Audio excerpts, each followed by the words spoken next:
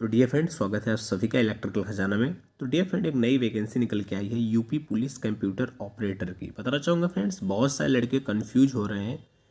एक वैकेंसी आप सबकी आई थी समथिंग 1.5 साल पहले, UP head operator, UP radio operator के नाम से, जहाँ पे इलेक्ट्रिकल, मैकेनिकल और इलेक्ट्रॉनिक के स्टूडेंट ने फॉर्म अप्लाई किया था जिन्होंने डिप्लोमा किया था। अभी तक उसका एग्ज़ाम हुआ नहीं है। फिलहाल एग्ज़ाम का डेट का नोटिफिकेशन आ चुका है। आप सबका जो एग्ज़ाम है मे भी जनवरी के लास्ट तक ज़रूर हो जाएगा।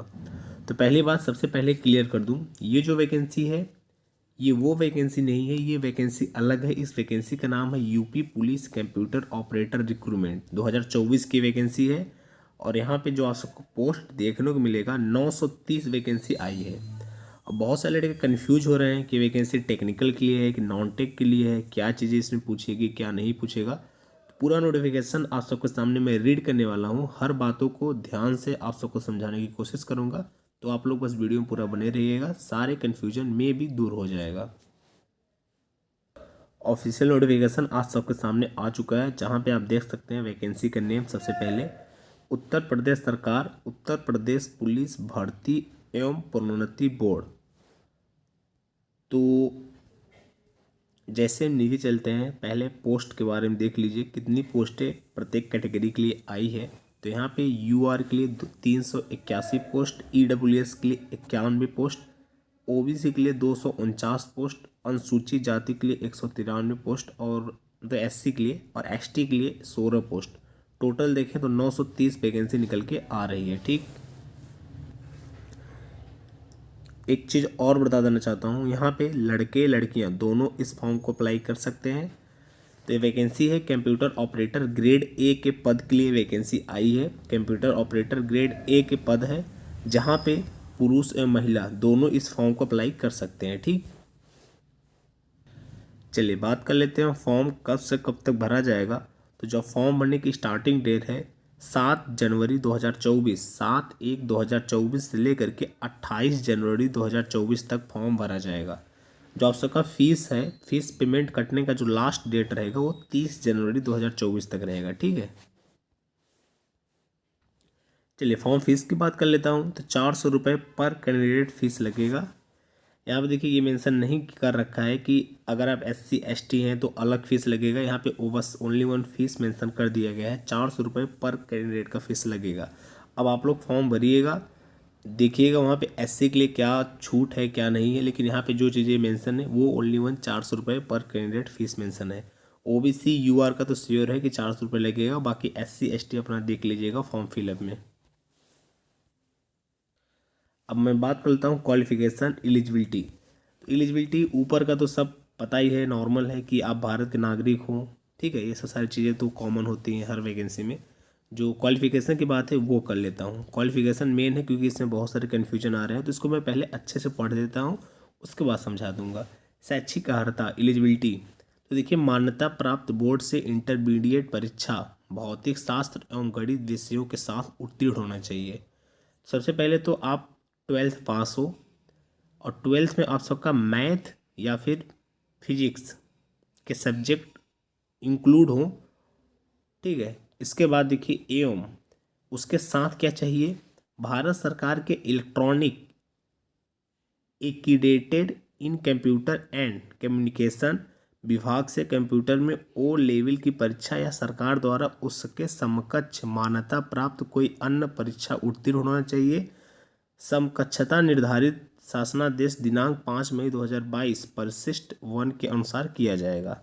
तो पहला, आप सभी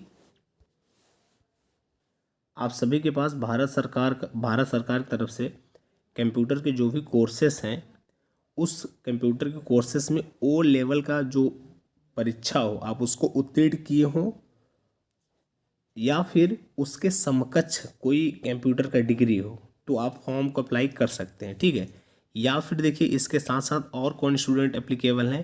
तो देखिए या में प्राविधिक शिक्षा परिषद उत्तर प्रदेश से कंप्यूटर अभियंत्रण, मतलब जिन्होंने डिप्लोमा किया है कंप्यूटर इंजीनियरिंग से, ठीक है, सूचना प्रौद्योगिकी मतलब कम्युनिकेशन इंजीनियरिंग से, इलेक्ट्रॉनिक अभियंत्रिकी मतलब इलेक्ट्रॉनिक इंजीनियरिंग में डिप्लोमा या सरकार द्वारा उसके समकक्ष मान्यता प्राप्त अर्हता।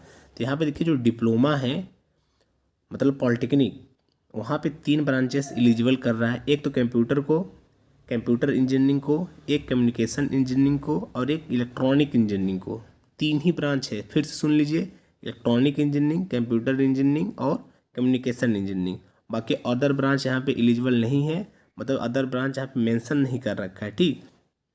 या तो फिर देखिए कह रहे हैं या डिप्लोमा या सरकार द्वारा उसके समकक्ष मान्यता प्राप्त आपकी ये ब्रांच हो, लेकिन अगर आपने डिप्लोमा नहीं किया है, आपने कुछ ऐसा कोर्स किया है कि जो इसके बराबर एलिजिबिलिटी देती है। बहुत बार क्या होता है, मैं उतना क्लियर नहीं हूँ, लेकिन मैंने ऐसा सुना है कि बीएससी में भी बहुत सारे ट्रेड से बीएससी होती है, तो बीएससी जो होता है डिप्लोमा वो एलिजिबिलिटी दे देते हैं वो लोग, और तो वहाँ पे ये लड़के अप्लाई कर सकते हैं अगर आप इस ब्रांच से बीएससी वगैरह कर रखे हैं, कुछ इक्विवेलेंट डिग्री है आपके पास तो। आयु सीमा में छूट यहाँ पे मेंशन है, तो आप इसको पढ़ लीजिएगा। आप सबको आयु में यहाँ पे छूट दिया जाएगा। कम से कम आप सबका एज 18 साल होना चाहिए, मैक्सिमम 28 साल होना चाहिए। उसके बाद अगर है तो आप सबका 28 से एबव है तो भी आपको छूट अलग से मिलेगी। ओबीसी का जो क्राइटेरिया है उसके अनुसार, जनरल का जनरल को तो मिलता नहीं है, एससी एसटी का जो क्राइटेरिया है उसके हिसाब से। तो देखिए सिलेक्शन प्रोसेस की हम बात कर लेते हैं। तो यहाँ पे आप सबका पहले सीवीटी टेस्ट होगा। तो सीवीटी टेस्ट में आप सबका जो पेपर होगा 200 नंबर का होगा, जहाँ पे आप देख सकते हैं लिखित परीक्षा आप सबका ऑब्जेक्टिव टाइप का होगा। 2 घंटे का समय दिया जाएगा। टोटल 160 प्रश्न रहेंगे। प्रत्येक प्रश्न 1.25 अंक का होगा। परीक्षा कुल 200 अंकों की होगी। और आप सबके परीक्षा में टोटल सब्जेक्ट 4 सब्जेक्ट रहेंगे, जहाँ पे सामान्य ज्ञान, जनरल नॉलेज, जनरल मानसिक अभिरुचि, तर्क शक्ति एंड कंप्यूटर, मतलब जनरल नॉलेज के क्वेश्चन, कंप्यूटर के क्वेश्चन, रीजनिंग के क्वेश्चन और रीजनिंग एंड मेंटल एबिलिटी के क्वेश्चन रहेंगे, ठीक। देखिए आयु में छूट कितना मिलेगा, तो यहाँ पे मेंशन कर दिया है। एससी एसटी के लिए 5 साल का छूट है, ओबीसी के लिए भी 5 साल का छूट है, और उसके बाद यहाँ पे आगे मेंशन नहीं है। ईडब्ल्यूएस का छूट यहाँ पे कोई मेंशन नहीं किया। बाकी अलग से सैनिक, भूतपूर्व सैनिक, महिला के लिए यहाँ पे अलग से चीज़ें मेंशन है, तो इसको आप थोड़ा सा पढ़ लीजिएगा, ठीक है। तो चलिए डियर फ्रेंड्स, उम्मीद करता हूँ सारे जो इंपॉर्टेंट नोटिफिकेशन थे, सारी बातें मैंने लगभग रीड कर दिया है और समझा भी दिया है। अगर आपको फिर भी कन्फ्यूजन कुछ चीज़ें को हो रही हो तो आप कमेंट बॉक्स में कमेंट कर सकते हैं। मैं आप सबका रिप्लाई दे करके सोल्यूशन जरूर करने की कोशिश करूँगा। चलिए मिलते हैं नेक्स्ट वीडियो में। चैनल को सब्सक्राइब कर दीजिएगा ताकि आगे भी आप सबको पॉलिटेक्निक, बीटेक और ITI से रिलेटेड जितनी भी टेक्निकल वैकेंसियाँ आती हैं उनका इन्फॉर्मेशन, नोटिफिकेशन, अपडेट आप सभी तक प्रॉपर पहुंचता रहे। चलिए मिलते हैं नेक्स्ट वीडियो में। Thanks for watching this video. See you soon next time. Thank you.